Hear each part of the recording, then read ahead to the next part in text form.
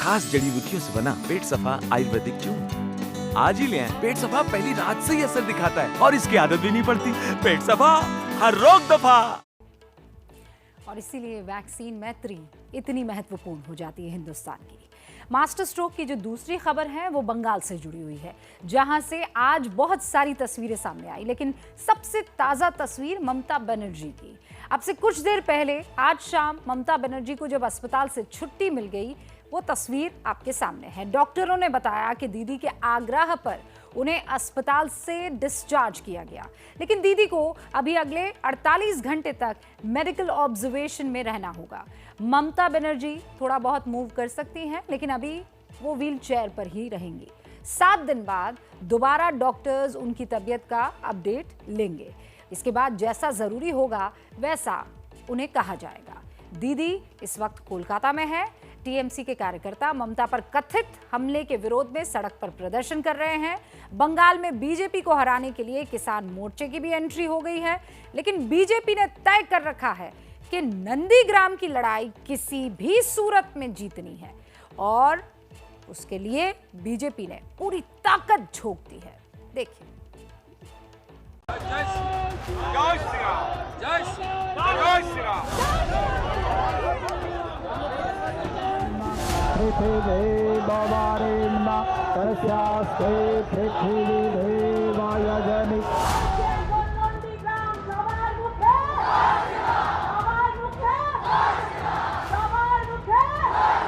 ये तो युद्ध नहीं है, लड़ाई।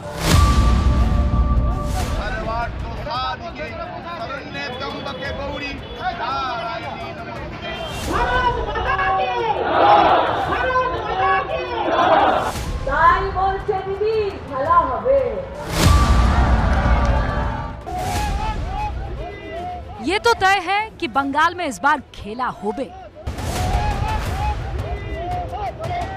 और खेला ही नहीं, बड़ा खेला होबे।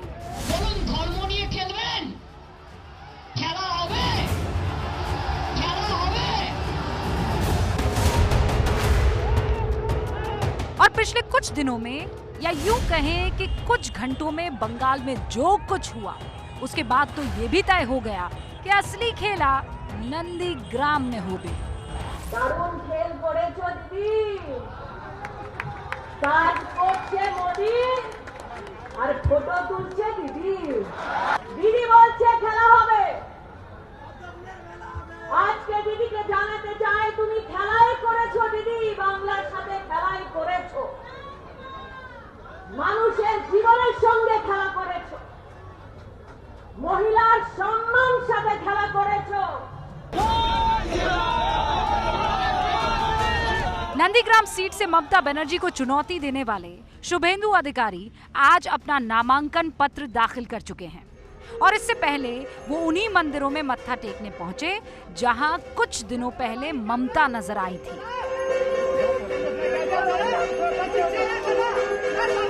डबल इंजन सरकार बनने वाली है मोदी जी का सरकार। दोनों हाथ में दोनों लाडू, कलकत्ता दिल्ली, उधर मोदी जी, इधर भाजपा का सरकार।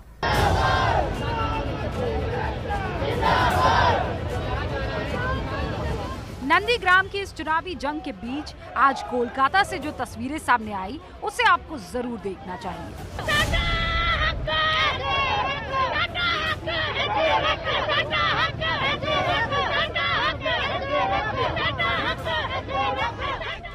दिल्ली के बॉर्डर पर बैठकर कृषि कानून का विरोध करने वाले किसान हरियाणा, पंजाब और यूपी से होते हुए अब पश्चिम बंगाल पहुंच गए हैं।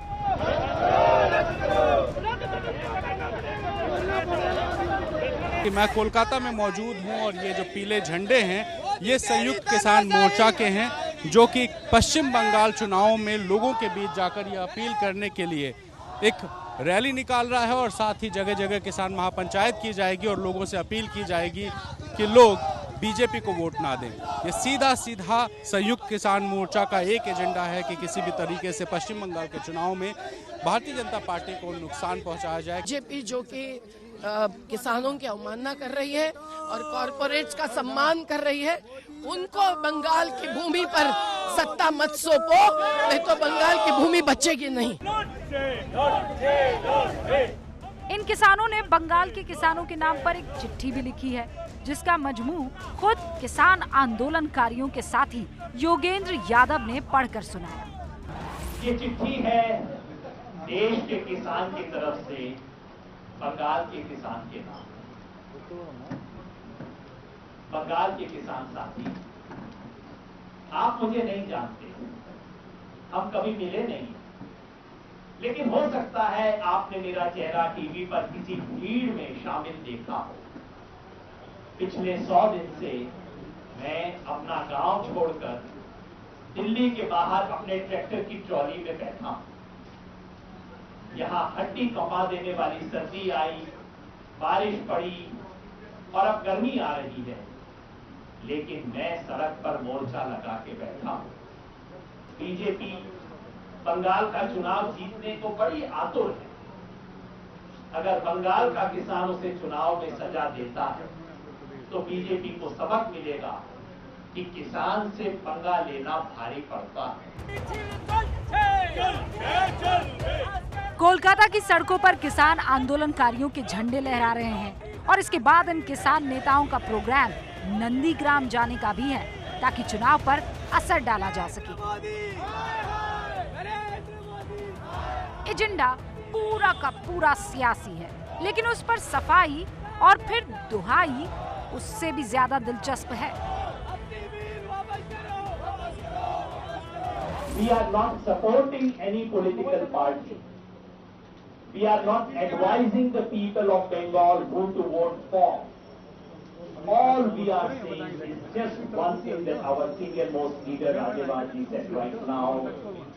Please teach BJP a lesson. सवाल ये है कि क्या वाकई ये आंदोलन किसी राजनीतिक दल का समर्थन नहीं कर रहा है? ये सवाल इसीलिए क्योंकि अतुल अंजान सीपीआई के राष्ट्रीय महासचिव हैं। अगर लेफ्ट पार्टियां बंगाल में चुनाव लड़ रही है, तो फिर किसान आंदोलन में उसके नेता क्यों?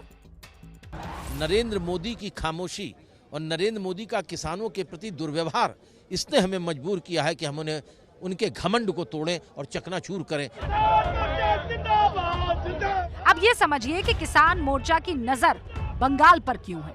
पश्चिम बंगाल खेती पर आश्रित राज्य माना जाता है। बंगाल में 72% आबादी ग्रामीण इलाके में रहती है, यानी करीब 6 करोड़ 58 लाख लोग गांव में रहते हैं। 68 लाख 14 हजार किसानों के पास जमीन है। किसान मोर्चा की नजर इन्हीं लोगों पर है और कोशिश है कि इन लोगों को बीजेपी के खिलाफ किया जाए, ताकि ग्रामीण वोट बैंक में सेंधमारी की जा सके और बीजेपी को नुकसान पहुंचाया जा सके।